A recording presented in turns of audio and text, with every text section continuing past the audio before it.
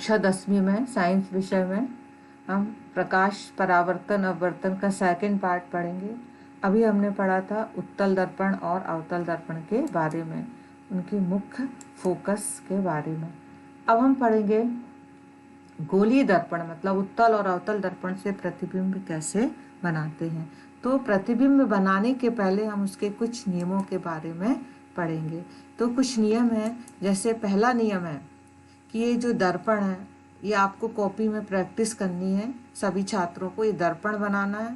सबसे पहले आप दर्पण बनाएंगे, उसके बाद उसका ध्रुव और ये मुख्य अक्ष, ये आपको बीच की लाइन, और वहाँ पर एक, मान लो आपने 5-10 कॉपी में बना रहे हैं तो 10 सेंटीमीटर का एक या 5 सेंटीमीटर का ये वक्रता केंद्र और उसका आधा आप मुख्य फोकस पर निशान लगा लेंगे। तो अब ये मुख्य फोकस हो गया। इसके समानांतर आने वाली प्रकाश की किरण, ये देखिए एक किरण आ रही है, ये यहाँ पे टकराएगी और टकराने के बाद ये वापस लौटती है और लौटते समय परावर्तन के नियमों का पालन करती है। तो अवतल दर्पण में ये टकरा रही है और टकराकर वापस लौट रही है, और उत्तल दर्पण में टकरा रही है और टकराकर भी उसी माध्यम में वापस लौट रही है। देख रहे हो ना। लेकिन ये उत्तल दर्पण किरणों को क्या कर रहा है, फैला रहा है, इसलिए हमें ये पीछे की ओर इसका ये बनाना पड़ेगा और ऐसा लगेगा ये फोकस में से होकर क्या हो रही है, गुजर रही हैं। तो ये पहला नियम है कि जो भी किरण मुख्य अक्ष के समानांतर जाएगी वो परावर्तन के पश्चात फोकस में से होकर गुजरेगी या गुजरती हुई प्रतीत होगी उत्तल दर्पण में। ये पहला नियम है। दूसरा नियम है अवतल दर्पण के मुख्य फोकस से, अभी ये समानांतर जा रही थी, अब मान लो कोई किरण फोकस में से होकर जा रही है, ये देखिए ये किरण फोकस में से होकर जा रही है, अब ये टकराएगी। अब ये टकराने के बाद कहाँ से निकलेगी, तो ये मुख्य अक्ष के क्या हो जाएगी, समानांतर। ये मुख्य अक्ष के क्या हो गई, समानांतर। उल्टा है इसका, जो समानांतर आती है वो फोकस में से होकर गुजरती है, और जो किरण फोकस में से होकर जाती है वो मुख्य अक्ष के क्या हो जाती है, समानांतर। ये है अवतल दर्पण और यह है उत्तल दर्पण। ये दूसरा नियम। तीसरा नियम है जो किरण वक्रता केंद्र में से होकर गुजरेगी, चाहे वो अवतल दर्पण हो उत्तल दर्पण हो।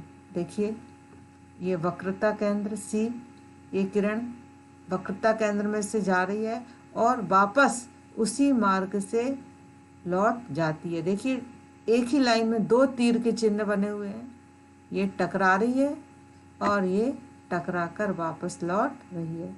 यहाँ पर देखिए आप, ये वक्रता केंद्र में से होकर निकलती हुई प्रतीत होती है, इसलिए ये काल्पनिक प्रतिबिंब बनते हैं। उनको हमेशा हम ऐसे डैश डैश लाइन से प्रदर्शित करते हैं। चौथा नियम है कि जो किरण ध्रुव की ओर आपतित होती है, आपतित होना मतलब टकराना, मान लो ये किरण देखिए ध्रुव की ओर जा रही है, तो ये उतने ही मुख्य अक्ष से उतने ही अंश का कोण बनाते हुए वापस लौट जाती है। तो इस यहाँ भी परावर्तन, सारे में परावर्तन के नियमों का पालन हो रहा है। ये देखिए बराबर का कोण बनाते हुए यहाँ पर लौट जाती है। तिर्यक दिशा, पी से मुख्य अक्ष से तिर्यक दिशा में आपतित हो रही है। यहाँ उत्तल दर्पण में भी आप देखिए इस प्रकार ये परावर्तन के नियमों का पालन करते हुए ये नियम है कि अब हम पढ़ेंगे कि प्रतिबिंब कैसे बनते हैं। तो हमें ये 4 नियम याद रखेंगे तो हमें प्रतिबिंब की स्थिति बनाने में आसानी होगी कि हम किरणों को कहाँ से लौटाएं। अवतल दर्पण के सामने वस्तु रखी हुई है, वस्तु मतलब बिंब, विभिन्न स्थितियों में और उनके हम प्रतिबिंब बनाना सीखेंगे। ये आपको प्रैक्टिस करनी है। मान लो कोई दर्पण है और दर्पण पर वस्तु रखी है अनंत पर, वस्तु की स्थिति बतलाएंगे। वस्तु कहाँ रखी है, अनंत। अनंत मतलब दर्पण से काफी दूर। तो ये ए और बी एक वस्तु है, ये देखिए अनंत पर है ये आपको कॉपी में बनाएंगे, आप 1-2 बनाएंगे फिर आसानी से बनने लगेगा। ये देखिए एक प्रकाश की किरण आ रही है, दर्पण से टकरा रही है, और जो किरण मुख्य अक्ष के क्या होती है, समानांतर, वो टकराने के पश्चात फोकस में से होकर जाती है। देखिए ये फोकस में से होकर जा रही है, और यहाँ पर भी देखिए आप, ये टकरा रही है और फोकस में से होकर जा रही है। ये दोनों किरणें कहाँ मिल रही हैं, फोकस पर मिल रही हैं। तो प्रतिबिंब कहाँ बनेगा, फोकस पर। जहाँ किरणें मिलती हैं वहीं प्रतिबिंब बनता है। आप देखिए वस्तु बड़ी लग रही है और प्रतिबिंब बिल्कुल छोटा लग रहा है। तो प्रतिबिंब कहाँ बनेगा, फोकस पर। प्रतिबिंब का साइज क्या होगा, आप खुद देखिए, ये और ये छोटा बिंदु साइज का। और प्रतिबिंब की प्रकृति वास्तविक होगा कि आभासी होगा, उल्टा होगा या सीधा होगा। तो ये पर्दे पर प्राप्त कर सकते हैं, ये वास्तविक प्रतिबिंब है और उल्टा बनेगा। अभी बिंदु आकार का है तो आपको उल्टा सीधा समझ में नहीं आ रहा, आप अभी आगे देखेंगे आपको आएगा समझ में। तो ये प्रतिबिंब उल्टा बनेगा। तो ये है प्रतिबिंब के बारे में। इस प्रकार ये आपको प्रैक्टिस करनी है। मान लो अब हम वस्तु अनंत पे है, अब हम वस्तु को और पास लाएं। मान लो ये सी है, सी माने वक्रता केंद्र, और ये अनंत। अब वस्तु को मान लो हम यहाँ लाएं। दूसरी स्थिति में आप देखिए सी से परे, सी से परे मतलब अनंत और वक्रता केंद्र के बीच में। देखिए वस्तु अभी वक्रता केंद्र से बहुत दूरी पर है, अब थोड़ा सा पास आ गई है। तो यहाँ देखेंगे आप, ये ए और बी वस्तु है, इससे एक प्रकाश की किरण दर्पण से टकराती है।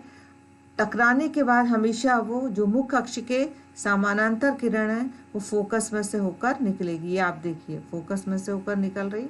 दूसरी किरण वक्रता केंद्र में से जा रही है और टकराकर उसी मार्ग से वापस लौट रही है। ये दोनों यहाँ मिलती हैं तो यहाँ वस्तु का क्या बनता है, प्रतिबिंब। वस्तु ए बी और प्रतिबिंब देखिए बी डैश ए डैश, उल्टा बना, और वस्तु थोड़ा बड़ी है, प्रतिबिंब थोड़ा छोटा है। और कहाँ बना प्रतिबिंब, सी और एफ के बीच में। तो प्रतिबिंब की स्थिति एफ मतलब फोकस, सी मतलब वक्रता केंद्र। प्रतिबिंब वस्तु से कैसा है, छोटा है, वास्तविक है और उल्टा है। ये दूसरी स्थिति, मतलब हम वस्तु को धीरे धीरे दर्पण की ओर क्या कर रहे हैं, सरका रहे हैं। तीसरी स्थिति आप देखेंगे जब वस्तु वक्रता केंद्र पर स्थित हो, बिंब माने वस्तु। देखिए आप, इस सी है और यहाँ वस्तु स्थित है इस सी में। अब ये किरण एक जा रही है, ये टकराकर फोकस में से होकर निकलेगी। दूसरी किरण फोकस में से जा रही है और टकराकर ये यहाँ मिलेगी। ये देखिए ये किरणें यहाँ मिलती हैं, जहाँ वस्तु रखी थी वहीं पर ये किरणें मिलती हैं। तो इस प्रकार प्रतिबिंब कहाँ बनेगा, सी पर। और आकार देखिए बराबर है, ये ए और बी वस्तु, ये बी डैश और ए डैश समान साइज की बनेगी। वास्तविक प्रतिबिंब बनेगा और उल्टा बनेगा। अब हम चौथी स्थिति में वस्तु को और पास लाते हैं, यहाँ लाते हैं सी और एफ के बीच में। आप देखेंगे कि वस्तु अब कहाँ आ गई है, दर्पण के पास आती जा रही है।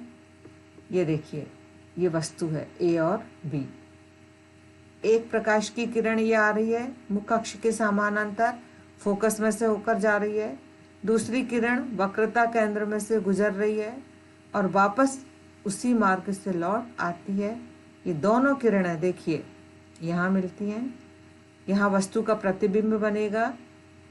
ए से निकली हैं तो ए डैश और ये बी डैश, प्रतिबिंब उल्टा बनेगा और वास्तविक बनेगा। और कहाँ बनेगा, प्रतिबिंब सी से परे मतलब वक्रता केंद्र से बाहर की ओर बनेगा। आपने देखा ज्यों ज्यों वस्तु पास आती है प्रतिबिंब दूर हटता चला जा रहा है। इस प्रकार अगली स्थिति होगी, अब हम वस्तु को, अभी वस्तु यह है, अब हम वस्तु को फोकस पर लाएंगे। अगली स्थिति क्या है, पांचवी, वस्तु को हम कहाँ लाएंगे, फोकस पर। देखेंगे आप वस्तु फोकस पर है और उसका प्रतिबिंब कैसे बनेगा।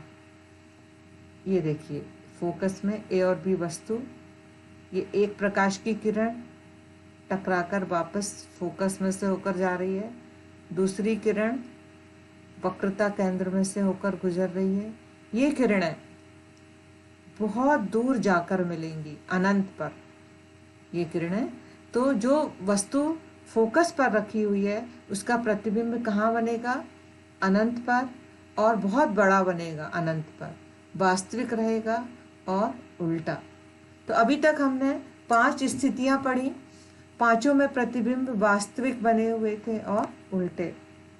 यदि हम वस्तु को दर्पण के और पास लाएं, P और F के बीच में लाएं, तो यहाँ की जो प्रतिबिंब की स्थिति है वो थोड़ी बदल जाएगी। देखेंगे आप, P और F के बीच में हमने बिंब रखा हुआ है, वस्तु रखी हुई है।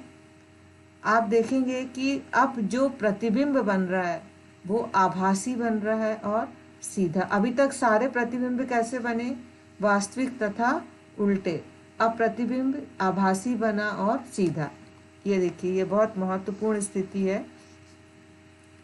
ये दर्पण, ये ध्रुव, ये फोकस, ये वक्रता केंद्र, वस्तु रखी है ए बी। यहाँ पर एक प्रकाश की किरण जा रही है वक्रता केंद्र में से, तो उसी मार्ग से वापस लौटेगी। दूसरी किरण जा रही है ध्रुव पर, ये भी टकरा के उसी माध्यम में वापस लौट आएंगी। ये किरणें कभी नहीं मिलेंगी, इनको हम पीछे जाकर ये मिलाते हैं तो इस प्रकार देखते हैं आभासी प्रतिबिंब बनता है। आभासी का ही दूसरा नाम है काल्पनिक। और इस प्रकार हम देखते हैं प्रतिबिंब वस्तु से क्या बन रहा है, बड़ा, और दर्पण के कहाँ बन रहा है, पीछे, और प्रतिबिंब बन रहा है सीधा। तो इस प्रकार ये जो छठवीं स्थिति है, जब वस्तु फोकस और ध्रुव के बीच में हो अवतल दर्पण में, तो प्रतिबिंब आभासी बनता है। और अभी तक जो पांचों स्थितियां थी उसमें प्रतिबिंब वास्तविक और उल्टा बनता था। अब हम पढ़ेंगे अवतल दर्पण के उपयोग। अवतल दर्पण मतलब एक गोले को काटकर बनाया गया है जिसकी उभरी हुई सतह में हमने पॉलिश कर दिया है। आपने देखा टार्च, सर्च लाइट और जो वाहनों की हेडलाइट होती है उसमें हमें बहुत सारी लाइट की आवश्यकता होती है जो बहुत दूरी तक जाए। शक्तिशाली समानांतर किरण पुंज प्राप्त करने के लिए हम इन टार्च, सर्च लाइट में अवतल दर्पण का उपयोग करते हैं। और जो डॉक्टर लोग होते हैं वो दांत, नाक, कान, आँख आदि के परीक्षण के लिए भी उनके द्वारा जो दर्पण उपयोग में किया जाता है वो अवतल दर्पण ही है। चेहरे का बड़ा प्रतिबिंब देखने के लिए जब हम वस्तु को दर्पण के बिल्कुल पास रखते हैं तो प्रतिबिंब बड़ा दिखाई देता है, तो शेविंग दर्पणों में भी अवतल दर्पण का उपयोग करते हैं। सौर भट्टियों में भी अवतल दर्पणों का उपयोग किया जाता है जहां हम प्रकाश किरणों को एक बिंदु पर इकट्ठा करते हैं। धन्यवाद।